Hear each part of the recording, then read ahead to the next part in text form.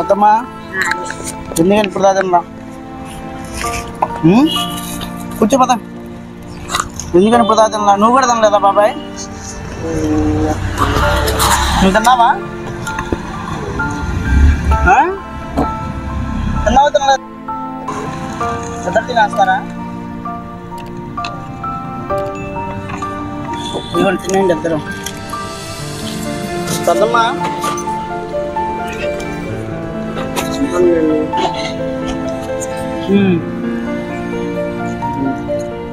పెద్దమ్మా తినలేమయ్యారు తిను తిను తిను ఓపెన్ చేయి ముందు తిను పర్వాలేదులే కానీ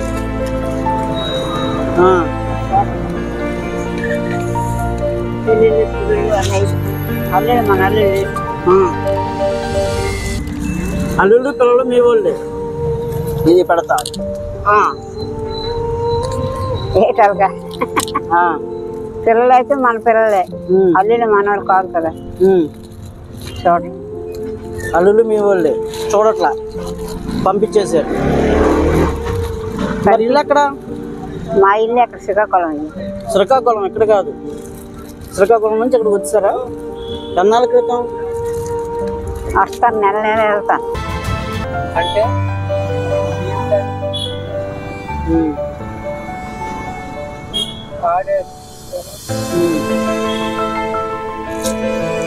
ఏదైనా కనకరించిన మూడు పెట్టేదని ఆ కనకరించిన ముగ్గురే నెల వెళ్తానుగా 2 రోజులు 3 రోజులు ఉంటాను పిలిచాను ముగ్గురు దొరకపోతే పడుకోవడమేనా పడుకోవడమే ఎవరో మీలాడు బాగా కష్టాలు బాగా కష్టాలంటే వెళ్ళటాల కష్టాలు కాదు ఇల్లు ఉంచుకొని కూడా కష్టాలు పడతాం సాయంకాలం వాటర్ ఉంటాను అంటే ఒక 50-60 జరుగుతుంది అదే ఖర్చుకుంటున్నాం ఇల్లు ఉంచుకొని అడుక్కుంటున్నాం సొంత ఇల్లు ఉంచుకొని కూతురుండి దగ్గరుండి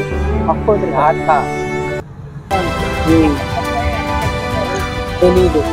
ఆవిడ పడే కష్టాలను బట్టి పిల్లలు విడిచిపెట్టేసి ఆవిడ ఎక్కడో శ్రీకాకుళం నుంచి వచ్చి ఇక్కడ అడుక్కొని తింటున్నారండి. పెద్దమ్మని చూసిన తర్వాత నాకు ఒకటి అనిపించింది, పెద్దమ్మకి ఎలాగైనా సహాయం చేయాలి. పెద్దమ్మకి నేను విజిటింగ్ కార్డు ఇచ్చి చెప్పాను, అమ్మ నీకు ఏ టైంలో ఏ అవసరమైనా కానీ, అది మెడిసినే కానీ నీకు ఆకలే కానీ, ఏ సమయంలోనైనా ఎవరో ఒకరు దానిలో నుంచి నాకు కాల్ చేయి, నేను వచ్చి నీకు అవసరానికి ఏం కావాలో నేను అందిస్తానని చెప్పి మాట ఇచ్చాను. మీరు కూడా మీ అవసరాన్ని బట్టి మీ దగ్గర ఉన్న దానిలో నుంచి ఆకలితో బాధపడే ప్రతి ఒక్కరికి సహాయం చేయాలని